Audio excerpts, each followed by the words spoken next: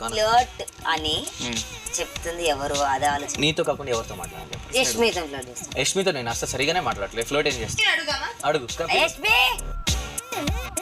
యష్మి కూర్చో. నిన్ను ఈయన ఫ్లర్ట్ చేసిన ఎప్పుడైనా? నేను చాలా సరి కొట్టాను, ఆయన చాలా సరి కొట్టాను.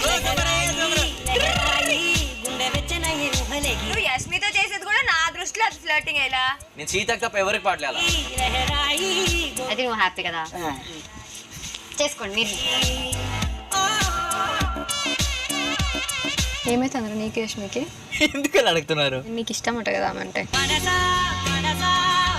నాకు నీ ఆటలు ఏముందో తెలియదు, నాకు తెలుసుకోవాలని కూడా లేదు. అది నువ్వు చెప్పట్లేదు కూడా. నువ్వు అడగలేదు కూడా. నేను ఇక్కడ మిస్కమ్యూనికేషన్ వస్తారు.